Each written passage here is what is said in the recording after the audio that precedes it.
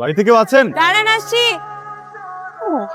অবশেষে আসছেন তাহলে? এত সময় লাগে একটা পার্সেল দিতে, দেখি কোনো টাইম সেন্স নাই। দেন পার্সেল দেন। সরি আমি ঠিক বুঝলাম না। বুঝলাম না মানে? আমি অর্ডার করেছি, আপনি পার্সেল নিয়ে আসছেন, পার্সেল দিবেন, চলে যাবেন। কিন্তু না বুঝার কিছু নাই। আপনাদের সার্ভিস এত পচা কেন? 20 দিন আগে অর্ডার করেছি, একটু ফোন করে তো বললেও হয়, দেরি হবে অর্ডারটা আসতে।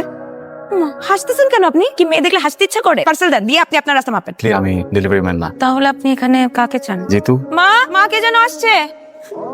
কি বাবা তুমি? ওয়ালাইকুম আসসালাম। আমি চিতুর ফ্রেন্ড। ও চিতু তো আমাকে বলেনি তুমি আসবে। চিতু কোথায়? ও আছে ওই টাকা খুচরা। কোনো অসুবিধা নেই, তুমি আসো আসো। বাইরে দাঁড়িয়ে আছো কেন? আসো। আসতে অসুবিধা হয়নি তো? জিতুটা দেখো কেমন, যে আসবে আমাকে জানাবে না আগে? আসো।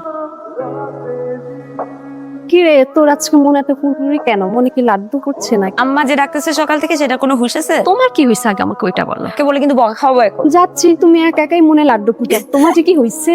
দেখে কি ডেলিভারি ম্যান তাই না? তুই আমার বন্ধুকে ডেলিভারি ম্যান বানা? সব জায়গায় পাকনামি তোমার করতেই হবে। আমার কি দোষ? উনি বলতে পারতো না সে তোমার বন্ধু? বলেন ড্যাব ড্যাব কথা কাজ। তাই বলে তুই সব বলবি? খুব ভালো করছিস। ওকে কি করা উচিত জানো? লাঠি দিয়ে বাড়ি দেওয়া উচিত। ওরে বন্ধুর মতো বোকা বলদ বন্ধু বনে দেখিনি। এখন আমি যাই। কোথায়? ওকে লাঠি দিয়ে বাড়ি দেবো। জি ঠিক মতো আসছি বস। ফ্রেশ হয়ে তারপর খাবো। তুমি খাইছো? এখন খেয়ে নাও, খেয়ে মেডিসিন খাবা। ওকে মা, আমি একটু ফ্রেশ হই, ফ্রেশে ফোন দিচ্ছি। ভাইয়া আপনার জন্য শরবত এনেছি, দেখেন খুব ভালো লাগছে। Thank you. এটা শরবত নাকি সল্টেড ড্রিঙ্ক? শরবত, কিন্তু চিনির বদলে দিয়েছি লবণ। ভালো হয়নি ভাইয়া? আপনি ট্রাই না করলে তো বুঝবেন না কত ভালো হয়েছে। আমি শরবত খাই না। এত সুন্দর করে কষ্ট করে একটা শরবত বানিয়ে আনলাম, ভাবলাম খেয়ে একটা শান্তির ঢেকুর তুলবেন। আমি এবার শান্তি যাচ্ছি না, আমি বরং গিয়ে পানি খেয়ে নিই। Thank you.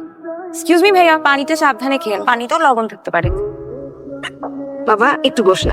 আমি মাত্র বসে খেয়েছি, আর খাবো না। আপনার রান্না অনেক ভালো, একদম আমার আম্মার রান্নার মতো। তাই? জি। Thank you. তোমার ফ্যামিলিতে আর কে কে আছেন? আমার মা আছেন আর বাবা বিদেশে থাকেন। বিদেশে কোথায় থাকেন? অস্ট্রেলিয়া। আর তোমরা কয় ভাই বোন? আমি একা। ওর গ্লাসে পানি নেই, পানি দিয়ে যা। ভাইয়া পানি দি। না না না না, পানি না। আধা ঘন্টা পর্যন্ত পানি খেতে হয় না, ডাইজেশনের প্রবলেম হয়, আমি খাবো না। খাবে না? শোনো বাবা, তুমি কিন্তু যখনই সময় পাবে জিতুর সাথে চলে আসবে এ বাড়িতে। তুমি আসলে খুব খুশি হব। একটু পানি। নীলা, এই ছাতাটার চশমাটা নিয়ে আয় তো মা। আসছি বাবা। বাজারের ব্যাগটাও সাথে আনিস। আনছিস? দে, আমি বাজারটা নিয়ে আসছি। শোন, আমি আব্বার সাথে বাজারে যাচ্ছি, তুই অনেকে নাস্তা দে, আর গ্রামটাও কিন্তু ঘুরে দেখ, পারবি না? আমি কি তোর চাকর না? তুই যা বলবি আমি তাই করবো। তোর বন্ধু, তুই গ্রাম ঘুরে দেখা। তাই না? তুই কিন্তু বেয়াদব হয়ে যাচ্ছিস। এই নীলা, তুই এদিকে আয় না মা। বেলা হয়ে গেছে, তাড়াতাড়ি একটু রনিকে নাস্তাটা দিয়ে আয় না। বাবা এখনো ঘুম ভাঙে নাই? এই যে ঘুম ভাঙলো। আপনি জানেন, আপনি যদি মেহমান না হতেন, মা আপনাকে আজকে নবাব সিরাজউদ্দৌলা বলতো। আমার ঘুমের সাথে সিরাজউদ্দৌলা কি সম্পর্ক? যারা দেরিতে ঘুম থেকে উঠে মা তাদেরকে নবাব সিরাজউদ্দৌলা বলে ডাকে। আপনার নাস্তা। পরোটাতে দুধ চা, এটা তো আমার অনেক প্রিয়। অনেক মজা হচ্ছে। কে রান্না করছে? লবণের পরিমাণ দেখে বুঝে গেছি আপনি করেন। আপনার সাথে আমার ফার্স্ট ইমপ্রেশন এত বাজে। একবার বানাইছেন ডেলিভারি ম্যান, আবার দেখা যাবে শেফ বানাই দিবেন, বুঝছেন না? আচ্ছা বলেন তো আমার কি দোষ? আপনি এসে জিজ্ঞেস করছেন বাসায় কি কেউ আছে? আমি ভাবছি ডেলিভারি ম্যান। আমি যখন আপনাকে ডেলিভারি ম্যান ভাবলাম, আপনি কেন বললেন না আপনি ডেলিভারি ম্যান না? কিন্তু আপনি কেন আমার বড় ভাইকে দিয়ে আমাকে বকা খাওয়ালেন? এটা কি আমার দোষ? না, দোষটা একদম আমার। দুধ চাতে পরোটা খাবেন? আপনার নাস্তাটা প্লিজ ধরেন, আমার আম্মার সাথে কাজ করতে হবে, নইলে বকা খাবো। এই যে দুধ চা, এই যে আমার পরোটা। ধন্যবাদ। শোনেন, লবণ চা একটু পানি দিন।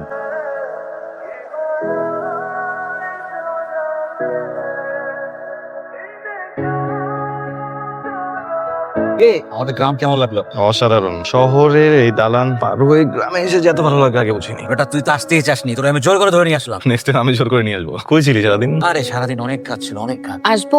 আয়। ভাইয়া মা গরম গরম পিঠা বানিয়েছে, এক্ষুনি খেতে বলেছে। না ওই পিঠা খাবো না, আমার ক্ষুধা লাগছে, আমি ভাত খাবো। রনি দে। ভাত খেয়ে আয়, তারপর তোর সাথে পিঠা খাবো। এটা আমি খুব একটা পছন্দ করি না, তুই খা, আমি ভাত খেয়ে আসি। দে।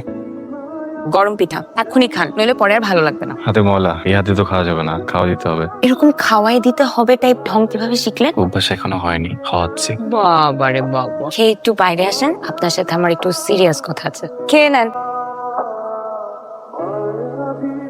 আমি কি আপনাকে তুমি বলে ডাকতে পারি?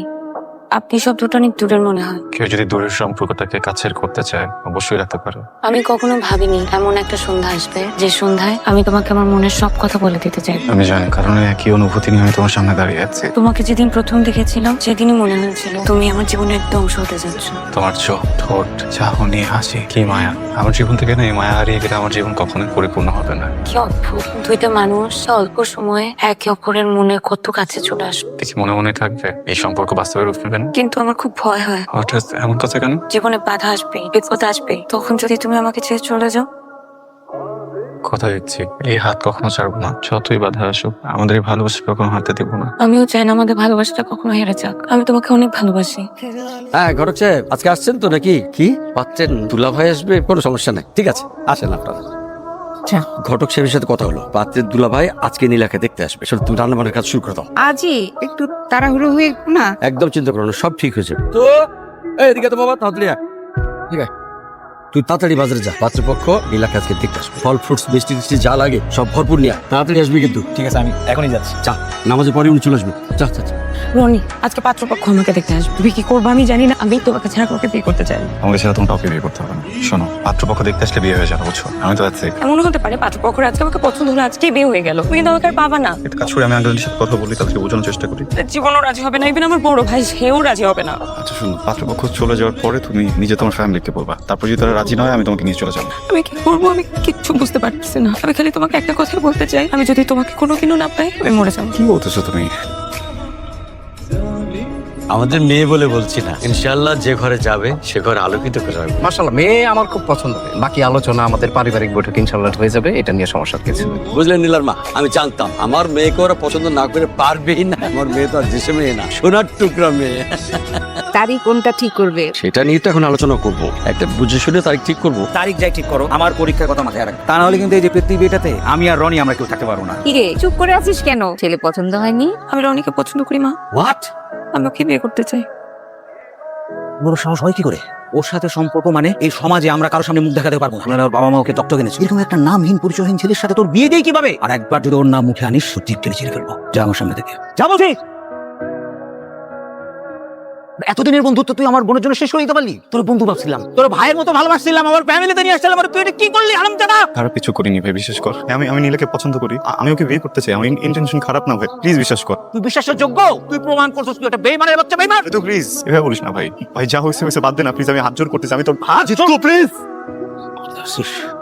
তোর সামনে দুইটা রাস্তা খোলা আছে, তুই সসম্মানে নিজের মতো করে চলে যাবি, নাইলে তোর বেজ্জতি করে বাইক করে দেব।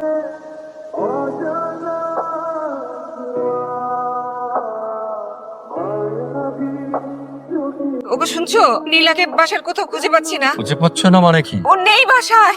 তোরা এখানে দাঁড়া, ম্যানেজ করে আসিস। কি হয়েছে তোমার? সে তখন থেকে দেখছি মন খারাপ করে আছে, এই যে আমি সবকিছু ছেড়ে তোমার কাছে চলে আসছি। আমার না এখনো বিশ্বাস হচ্ছে না তুমি চলে আসছো। কেন যেন খুব ভয় হচ্ছে, মনে হচ্ছে আমি তোমাকে হারিয়ে ফেলবো। আমি তোমাকে অনেক ভালোবাসি, তুমি আমাকে ছেড়ে গেলে কিন্তু আমি খুব একা হয়ে যাবো, থাকতে পারবো না। সব সেটিং দেয়া শেষ, সেই কর্নারের রুম তোদের। তুমি যাও, আমি আসছি। জলদি এসো।